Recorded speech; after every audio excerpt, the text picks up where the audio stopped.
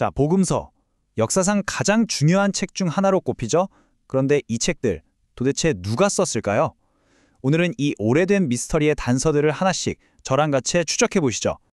아마 깜짝 놀라실 수도 있는데 인류 역사상 가장 유명하다고 할 수 있는 이 책들이 사실은 익명으로 쓰여졌다는 거 혹시 알고 계셨나요? 네, 바로 여기서부터 우리의 흥미진진한 역사 추리가 시작되는 겁니다. 자, 그럼 2000년이나 묵은 미스테리, 그 첫 번째 단서부터 한번 파헤쳐볼까요?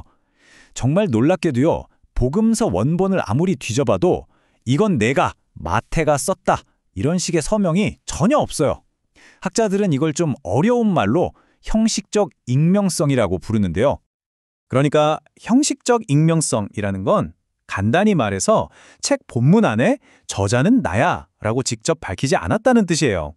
사실 고대 전기문학에서 이게 그렇게 드문 일은 아니었다고 해요. 하지만 바로 이 지점 때문에 복음서 저자를 둘러싼 엄청난 논쟁이 시작된 겁니다. 아니, 그럼 궁금하잖아요.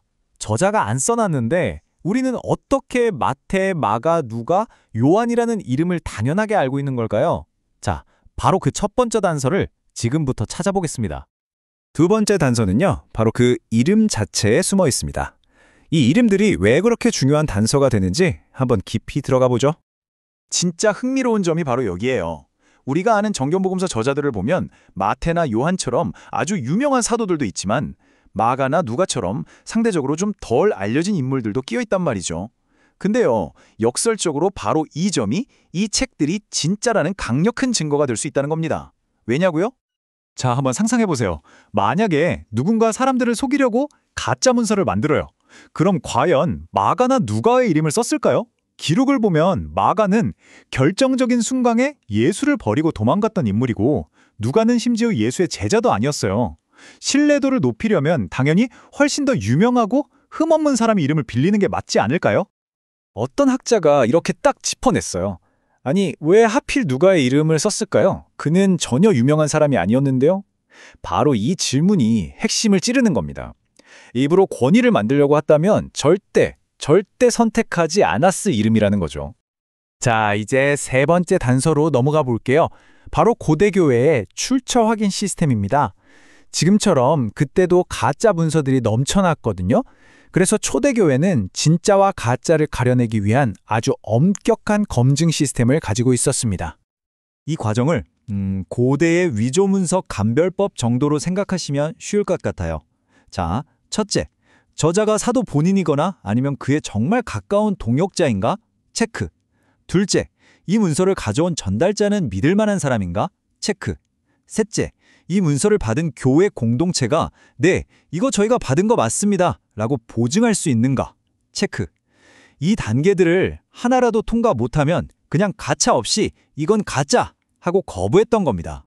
이게 그냥 말로만 하는 형식적인 절차가 아니었어요. 실제로 라오디게아인들에게 보낸 편지 같은 위조 문서들이 바로 이 시스템에 의해서 걸러졌습니다. 그러니까 출처를 정확하게 추적할 수 없다? 그럼 내용이 아무리 그럴싸해도 절대 받아주지 않았다는 거죠. 그만큼 엄격했습니다. 네 번째 단서는 더 흥미롭습니다. 바로 이야기 스타일을 비교해보는 건데요.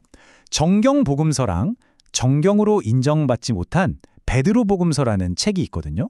두 책에 묘사된 예수의 부활 장면 한번 나란히 놓고 비교해볼까요? 와, 차이가 확 느껴지시죠? 정경복음서를 보면 여자들이 빈 무덤을 발견하고 제자들은 어쩔 줄 몰라 혼란스러워하고 심지어 의심까지 해요. 부활한 예수가 자기 제자들을 꾸짖는 장면도 나오고요. 그런데 베드로복음서는요? 갑자기 거대한 십자가가 말을 하질 않나? 천사들이 예수를 장엄하게 호위하질 않나? 하늘에서 목소리가 꽝 하고 들리질 않나? 이건 거의 판타지 블록버스터 영화 한 편을 보는 거겠죠. 자, 여기서 한번 여쭤볼게요. 여러분이 만약 사람들을 설득하려고 이야기를 꾸며낸다면 이 둘 중에서 어떤 버전으로 쓰시겠어요? 막 멋있고 화려한 버전? 아니면 제자들은 헷갈려하고 뭔가 좀 어설프고 인간적인 약점이 그대로 드러나는 버전? 역설적이게도 후자가 훨씬 더 사실적으로 들리지 않으세요? 자, 이제 마지막입니다. 그렇다면 복음서 저자가 우리가 알던 그 사람이 아닐 수도 있다는 이런 의심들, 도대체 언제부터 시작된 걸까요?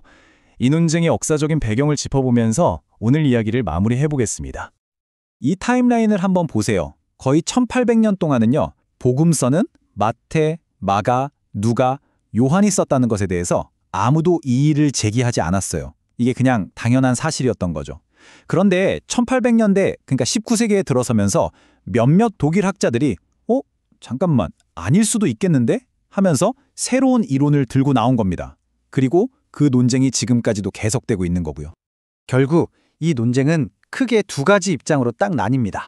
한쪽은 초대교회 때부터 쭉 그래왔고 수많은 사본 증거도 있지 않냐 하면서 전통적인 저자서를 지지하는 입장, 그리고 다른 한쪽은 아니다, 복음서는 이름 없는 어떤 공동체에 의해서 시간이 지나면서 점점 발전한 거다 라고 주장하는 현대적인 이론, 이렇게 맞서고 있는 거죠. 자, 여러분은 어떻게 생각하세요? 무려 1800년 동안 수많은 사람들의 입을 통해 이어져 온 광범위한 증언, 그리고 18세기가 훌쩍 지나서야 등장한 현대적인 이론, 과연 어느 쪽 증거가 더 설득력이 있다고 보시나요? 이 질문에 대한 답은 한번 곰곰이 생각해 보시면 좋겠습니다.